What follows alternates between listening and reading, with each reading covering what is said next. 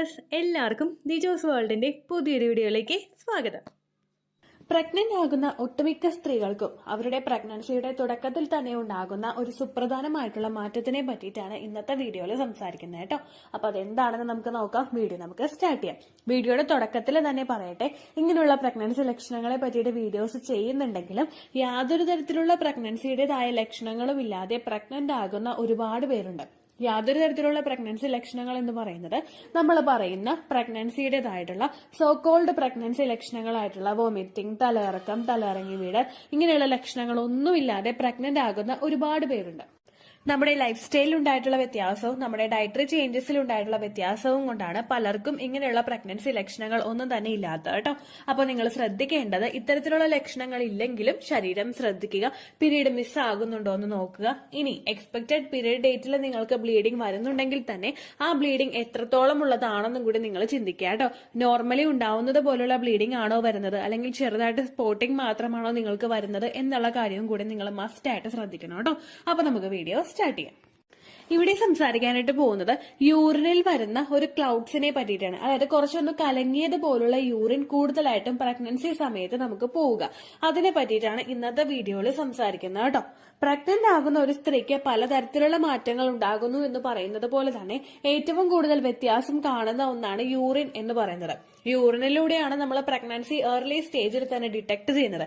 അപ്പോൾ തന്നെ നിങ്ങൾക്ക് മനസ്സിലാകും പ്രഗ്നൻസിയുടെ എഫക്ട് യൂറിനിൽ എത്രത്തോളം ഉണ്ട് എന്നതിനെ പറ്റിയിട്ട്. പ്രഗ്നന്റ് ആകുന്ന ഒരു സ്ത്രീക്ക് പലതരത്തിൽ യൂറിനിൽ വ്യത്യാസം ഉണ്ടാകും. ഏറ്റവും ആദ്യം നമുക്കുണ്ടാവുന്നത് യൂറിന്റെ കളറിൽ ഉണ്ടാവുന്ന ചേഞ്ചസ് ആണ്. അതായത് നമുക്കൊരു പെയിൽ യെല്ലോ അല്ലെങ്കിൽ ഒരു ലൈറ്റ് യെല്ലോ കളറിലാണ് നിങ്ങൾക്ക് യൂറിൻ പോകുന്നതെങ്കിൽ പ്രഗ്നന്റ് ആയി കഴിയുമ്പോൾ കുറച്ചൊന്ന് ഡാർക്ക് യെല്ലോ ആയിട്ടുള്ള ഷെയ്ഡിലായിരിക്കും യൂറിൻ പോകുന്നത്. അതുപോലെ തന്നെ മറ്റുള്ള പല സ്ത്രീകൾക്കും ഫ്രീക്വന്റ് ആയിട്ടുള്ള യൂറിനേഷൻ ഉണ്ടാകും. അങ്ങനെയുള്ള ലക്ഷണങ്ങളൊക്കെ കാണാനായിട്ട് സാധിക്കും. അതുപോലെ തന്നെ വളരെയധികം കോമൺ ആയിട്ടുണ്ടാവുന്ന ഒരു ലക്ഷണമാണ് യൂറിനിൽ ക്ലൗഡ്സ് പോലെ നമുക്ക് ഫീൽ ചെയ്യുക. ഒന്ന് കലങ്ങിയതുപോലെ, ഒന്ന് കറക്റ്റ് ആയിട്ട് നമുക്ക് കളർ നിശ്ചയിക്കാൻ പറ്റാത്ത രീതിക്ക് ഒന്ന് കലങ്ങിയിട്ട് യൂറിൻ പോവുക. എന്താണ് അതിന്റെ റീസൺസ് എന്ന് നമുക്ക് ആദ്യം തന്നെ നോക്കാം കേട്ടോ.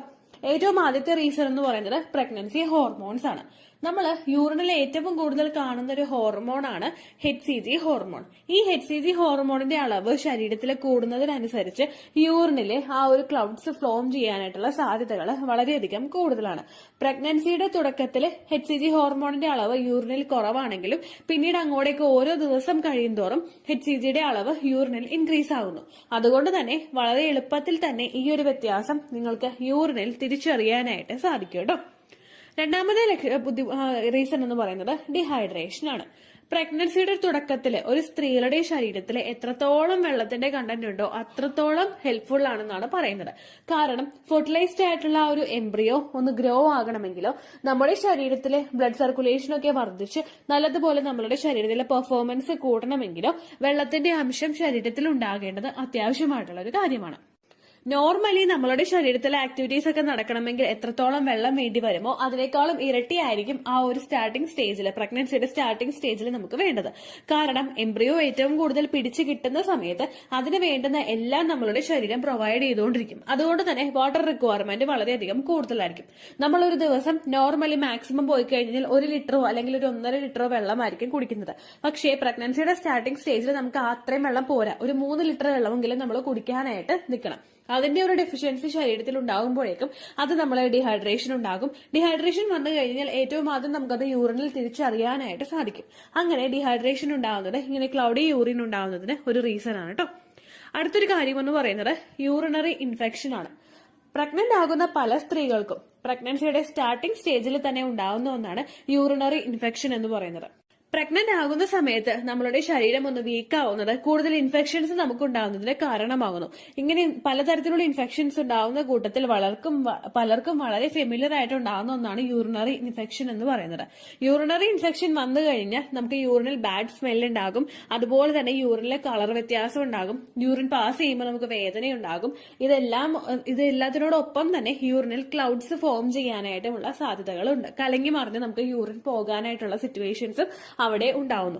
ഈ യൂറിനറി ഇൻഫെക്ഷൻ ഉണ്ടായി കഴിയുന്നത് പല സ്ത്രീകൾക്കും പ്രഗ്നൻസിയുടെ സ്റ്റാർട്ടിങ്ങിൽ തന്നെ ഉണ്ടാവുന്ന ഒരു കാര്യമാണ്. ആ ഒരു വ്യത്യാസം കണ്ടതിന് ശേഷം പ്രഗ്നൻസി ടെസ്റ്റ് ചെയ്ത് നോക്കിയപ്പോഴേക്കും പോസിറ്റീവ് ആയിട്ടുള്ള ഒരുപാട് പേരുണ്ട് കേട്ടോ. അപ്പൊ അങ്ങനെയുള്ള ഒരു വ്യത്യാസവും നിങ്ങൾക്ക് ശരീരത്തിൽ കാണുന്നുണ്ടെങ്കിൽ അതും നിങ്ങൾക്ക് പ്രഗ്നന്റ് ആയതിന്റെ ഒരു സൂചനയായിരിക്കും കേട്ടോ. അടുത്ത റീസൺ എന്ന് പറയുന്നത് യൂറിനിൽ പ്രോട്ടീന്റെ കണ്ടന്റ് കൂടുന്നതാണ്. നമ്മൾ പ്രഗ്നന്റ് ആകുന്ന സമയത്ത് യൂറിനിൽ പ്രോട്ടീന്റെ കണ്ടന്റും അതുപോലെ തന്നെ ഷുഗർ ലെവലും ഗ്ലൂക്കോസ് ലെവലും കൂടാനായിട്ട് സാധ്യതകളുണ്ട്. ഈ പ്രോട്ടീൻ കണ്ടന്റ് ശരീരത്തിൽ കൂടുമ്പോഴേക്കും ഇതിന്റെ ഭാഗമായിട്ട് യൂറിനിൽ അത്തരത്തിൽ ക്ലൗഡ്സ് നിങ്ങൾക്ക് ഫീൽ ചെയ്യാനായിട്ട് ചാൻസസ് ഉണ്ട് കേട്ടോ. അടുത്ത റീസൺ എന്ന് പറയുന്നത് നമ്മൾ എടുക്കുന്ന വിറ്റമിൻസ് ആണ്. ഇപ്പോൾ പ്രഗ്നൻസിയുടെ സ്റ്റാർട്ടിംഗ് സ്റ്റേജിൽ മുൻപായിട്ട് തന്നെ നിങ്ങൾ പ്രിനേറ്റൽ വിറ്റമിൻസ് എടുക്കുന്നവരാണെങ്കിൽ, ഫോളിക് ആസിഡ് ആണെങ്കിലും മൾട്ടി വിറ്റമിൻ മെഡിസിൻസ് ആണെങ്കിലും നിങ്ങൾ എടുക്കുന്നുണ്ടെങ്കിൽ അതിന്റെ ഭാഗമായിട്ട് നമ്മൾ യൂറിൻ പാസ് ചെയ്യുമ്പോഴേക്കും ഈ ഒരു വ്യത്യാസം നിങ്ങൾക്ക് തിരിച്ചറിയാനായിട്ട് സാധിക്കും. അതുപോലെ തന്നെ ഫോളിക് ആസിഡിന്റെയും അയോണിന്റെയും ഒക്കെ സപ്ലിമെന്റ്സ് എടുക്കുന്നവർക്ക് യൂറിനിൽ ഒരു കളർ ചേഞ്ചസും നേരത്തെ തന്നെ തിരിച്ചറിയാനായിട്ട് സാധിക്കും. അപ്പോൾ ഓൾറെഡി ഈ ഒരു മെഡിസിൻ എടുക്കുന്നവർക്ക് ചിലപ്പോൾ ഈ ഒരു വ്യത്യാസം എളുപ്പത്തിൽ മനസ്സിലായിക്കോണമെന്നില്ല. പക്ഷെ അങ്ങനെ അല്ലാതെ പ്രഗ്നൻസി ഇപ്പൊ ആയി കഴിഞ്ഞിട്ട് ഡോക്ടറെ പോയി കണ്ടുവന്നിട്ട് നമ്മൾ ഇത്തരത്തിലുള്ള സപ്ലിമെന്റ്സ് ഒക്കെ സ്റ്റാർട്ട് ചെയ്യുന്നവരാണ് നിങ്ങളെങ്കിൽ നിങ്ങൾക്ക് ഈ ഒരു വ്യത്യാസം എളുപ്പത്തിൽ യൂറിനിൽ കണ്ടുപിടിക്കാനായിട്ട് സാധിക്കും കേട്ടോ. അപ്പോൾ ഇത്രയുമാണ് യൂറിനിൽ ക്ലൗഡ്സ് ഉണ്ടാവാനായിട്ടുള്ള ഒരു ക്ലൗഡി യൂറിൻ ഫോം ചെയ്യാനായിട്ടുള്ള റീസൺ എന്ന് പറയുന്നത് കേട്ടോ. പ്രഗ്നന്റ് ആകുന്ന സമയത്തും ഡിഹൈഡ്രേഷൻ ഉണ്ടാവുമ്പോഴും ഡയബറ്റീസ് ഉണ്ടാവുമ്പോഴും ഇത്തരത്തിലുള്ള വ്യത്യാസം നമുക്ക് കാണാം.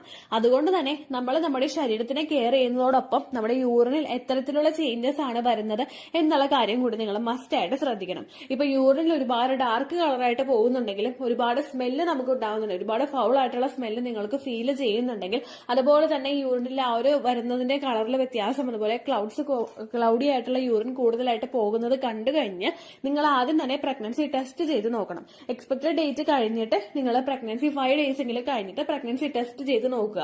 അതിന് നിങ്ങൾക്ക് നെഗറ്റീവ് റിസൾട്ട് ആണ് കിട്ടുന്നതെങ്കിൽ പിന്നെ നിങ്ങൾ ആ ഒരു യൂറിൻ വെച്ചുകൊണ്ടിരിക്കാതെ ഉടനെ തന്നെ നിങ്ങൾ ഡോക്ടറെ പോയി കാണുക. ചിലപ്പോൾ യൂറിനറി ഇൻഫെക്ഷൻ ഉണ്ടാവുന്നത് കൊണ്ടോ അല്ലെങ്കിൽ ഡയബറ്റീസ് ഉണ്ടാവുന്നത് കൊണ്ടോ ആയിരിക്കും ഇത്തരത്തിലെ വ്യത്യാസം നിങ്ങൾക്ക് വരുന്നത് കേട്ടോ. ഇനി പ്രഗ്നൻസി ടെസ്റ്റ് ചെയ്യുന്ന സമയത്ത് നമ്മൾ മറ്റൊരു കാര്യം കൂടി ശ്രദ്ധിക്കണം. ഇടനേരങ്ങളിലാണ് നിങ്ങൾ പ്രഗ്നൻസി ടെസ്റ്റ് ചെയ്ത് നോക്കുന്നതെങ്കിൽ, അതായത് മോർണിംഗിലെ ആദ്യത്തെ യൂറിൻ എടുത്തിട്ടല്ല നിങ്ങൾ പ്രഗ്നൻസി ടെസ്റ്റ് ചെയ്ത് നോക്കുന്നതെങ്കിൽ, ഉച്ചയ്ക്കോ ഈവനിങ്ങോ ആണ് നിങ്ങൾ ചെയ്ത് നോക്കുന്നതെങ്കിൽ ഒരുപാട് വെള്ളം നിങ്ങൾ കുടിച്ചിട്ടില്ല എന്നുള്ള കാര്യം നിങ്ങൾ ഉറപ്പുവരുത്തണം. ഒരു 4 hours എങ്കിലും ഒരുപാട് വെള്ളം കുടിക്കാതെ ഇരുന്നിട്ട് വേണം നിങ്ങൾ പ്രഗ്നൻസി ടെസ്റ്റ് ചെയ്ത് നോക്കാൻ വേണ്ടിയിട്ട്. കാരണം നിങ്ങൾ വെള്ളം കൂടുതൽ കുടിക്കുമ്പോഴേക്കും ഏർലി സ്റ്റേജിൽ നമ്മുടെ യൂറിനിലുള്ള HCG ഹോർമോണിന്റെ അളവ് കുറയാനായിട്ട് സാധ്യതയുണ്ട്. യൂറിൻ ഡൈല്യൂട്ട് ആവുന്നതിനനുസരിച്ച് HCGയുടെ അളവ് ശരീരത്തിൽ കുറയുന്നു. അങ്ങനെ വന്നു കഴിഞ്ഞാൽ നമ്മൾ എടുക്കുന്ന ആ ഒരു യൂറിനിലും ആ വ്യത്യാസം ഉണ്ടാകും. നിങ്ങൾക്ക് കൃത്യമായിട്ടുള്ള റിസൾട്ട് കിട്ടില്ല കേട്ടോ. ആ ഒരു കാര്യം കൂടി പ്രഗ്നൻസി ടെസ്റ്റ് ചെയ്ത് നോക്കുമ്പോൾ നിങ്ങൾ മസ്റ്റ് ആയിട്ട് ശ്രദ്ധിക്കാം. പ്രഗ്നന്റ് ആണെങ്കിലും പ്രഗ്നന്റ് അല്ലെങ്കിലും നിങ്ങളെ കൊണ്ട് എത്രത്തോളം വെള്ളം കുടിക്കാൻ പറ്റുമോ അതിന്റെ ഇരട്ടി വെള്ളം കുടിക്കാനായിട്ട് നിങ്ങൾ ശ്രദ്ധിക്കുക കേട്ടോ. കാരണം ഏർലി സ്റ്റേജിൽ അണ്ടത്തിന്റെയും ബീജത്തിന്റെയും അതുപോലെ ഫെർട്ടിലൈസ്ഡ് ആയിട്ടുള്ള എംബ്രിയോയുടെയും ഒക്കെ വളർച്ചയ്ക്ക് ഏറ്റവും കൂടുതൽ സഹായിക്കുന്നതാണ് വെള്ളം നമ്മൾ ഉപയോഗിക്കുന്നതിന്റെ അളവ്. ഇത്രയേ ഉള്ളൂ വീഡിയോ. യൂസ്ഫുൾ ആയി കാണുമെന്ന് വിശ്വസിക്കുന്നു. യൂസ്ഫുൾ ആവുന്നുണ്ടെങ്കിൽ ലൈക്ക് ചെയ്യുക, ഫ്രണ്ട്സിനൊക്കെ ഷെയർ ചെയ്ത് കൊടുക്കുക കേട്ടോ. എന്തെങ്കിലും സംശയം ഉണ്ടെങ്കിൽ നിങ്ങൾ കമന്റ്സിൽ ചോദിക്കുക. പണ്ടത്തെ വീഡിയോയ്ക്ക് കമന്റ്സ് ഇടുന്നവർക്ക് റിപ്ലൈ ലഭിക്കുന്നില്ലെങ്കിൽ ലേറ്റസ്റ്റ് ആയിട്ട് ഞാൻ ഏത് വീഡിയോ ആണ് അപ്ലോഡ് ചെയ്യുന്നത് അതിന് താഴെ കമന്റ് ഒന്ന് കോപ്പി പേസ്റ്റ് ചെയ്യാനായിട്ട് ശ്രദ്ധിക്കുക കേട്ടോ. അതുപോലെ ഓവുലേഷൻ ഡേറ്റ് കാൽക്കുലേറ്റ് ചെയ്ത് തരാനായിട്ട് റിക്വസ്റ്റ് ചെയ്യുന്ന ആളുകൾ എത്രയാണോ സൈക്കിൾ ലെങ്ത് അത് മെൻഷൻ ചെയ്യാനായിട്ട് ശ്രദ്ധിക്കുക.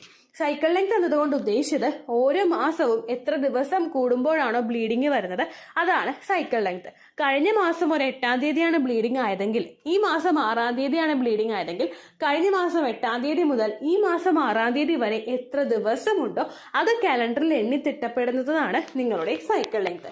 സൈക്കിൾ ലെങ്ത് നമ്മൾ കൃത്യമായിട്ട് കാൽക്കുലേറ്റ് ചെയ്യുകയാണെങ്കിൽ ഓവുലേഷൻ ഡേറ്റ് എളുപ്പത്തിൽ കണ്ടുപിടിക്കാൻ വേണ്ടിയിട്ട് ഒരുപാട് ആപ്ലിക്കേഷൻസും ഒരുപാട് ഓൺലൈൻ ആയിട്ടുള്ള വെബ്സൈറ്റുകളും ഇന്ന് നമുക്ക് അവൈലബിൾ ആണ്. പ്ലേ സ്റ്റോറിൽ പോയിട്ട് ഓൺലൈൻ ഓവുലേഷൻ ട്രാക്കർ എന്ന് ടൈപ്പ് ചെയ്ത് കഴിഞ്ഞാൽ നിങ്ങൾക്ക് അതുമായിട്ട് ബന്ധപ്പെട്ടിട്ടുള്ള ആപ്ലിക്കേഷൻസ് കിട്ടും. അത് പറ്റുന്നില്ല എങ്കിൽ ഗൂഗിളിൽ പോയിട്ട് ഓൺലൈൻ ഓവുലേഷൻ കാൽക്കുലേറ്റർ എന്ന് ടൈപ്പ് ചെയ്ത് കഴിഞ്ഞാൽ അതുമായിട്ട് ബന്ധപ്പെട്ടിട്ടുള്ള വെബ്സൈറ്റുകൾ നിങ്ങൾക്ക് കിട്ടും. അതിൽ നിങ്ങളുടെ ലാസ്റ്റ് മന്തിലെ മെൻസ്ട്രേഷന്റെ ഡേറ്റും ഒപ്പം ഞാൻ ഈ പറഞ്ഞ രീതിക്ക് നിങ്ങൾ കാൽക്കുലേറ്റ് ചെയ്യുന്ന സൈക്കിൾ ലെങ്ത്തും എൻ്റർ ചെയ്ത് കൊടുക്കുകയാണെങ്കിൽ നിങ്ങൾക്ക് കൃത്യമായിട്ട് ഓവുലേഷൻ ഡേറ്റ് കണ്ടുപിടിക്കാനായിട്ട് സാധിക്കും. ഫെർട്ടൈൽ ടൈം പീരീഡും നിങ്ങൾക്ക് കിട്ടും. അതായത് എത്ര ദിവസം മുതൽ കോണ്ടാക്ട് ചെയ്ത് തുടങ്ങിക്കഴിഞ്ഞാൽ നിങ്ങൾ പ്രഗ്നന്റ് ആകും എന്നുള്ളൊരു ഡേറ്റും നിങ്ങൾക്ക് പ്രോപ്പറായിട്ട് കിട്ടും കേട്ടോ. ഇത് കാൽക്കുലേറ്റ് ചെയ്യുന്ന സമയത്ത് സൈക്കിൾ ലെങ്ത് കാൽക്കുലേറ്റ് ചെയ്യുന്ന സമയത്ത് നിങ്ങളുടെ ആ ഒരു കലണ്ടറിൽ നോക്കി തന്നെ നിങ്ങൾ കാൽക്കുലേറ്റ് ചെയ്യുക. പല മാസങ്ങളിലും 30-31 ദിവസമുണ്ട്. അതുകൊണ്ടാണ് അങ്ങനെ പറഞ്ഞത്. ഒപ്പം നിങ്ങൾക്ക് ബ്ലീഡിംഗ് തുടങ്ങിയ ദിവസത്തിന് വേണം നിങ്ങൾ ഡേ 1 ആയിട്ട് എടുക്കാൻ വേണ്ടിയിട്ട്. സ്പോട്ടിംഗ് തുടങ്ങിയ ദിവസത്തിനെ, അതായത് ചെറുതായിട്ട് ഡിസ്ചാർജ് പോയി തുടങ്ങിയ ദിവസത്തിനെ നിങ്ങൾ കൺസിഡർ ചെയ്യേണ്ട ആവശ്യം ഇല്ല കേട്ടോ. അപ്പൊ ഇത്രയേ ഉള്ളൂ വീഡിയോ. അടുത്തൊരു വീഡിയോ ആയിട്ട് നമുക്ക് വീണ്ടും കാണാം. ബൈ.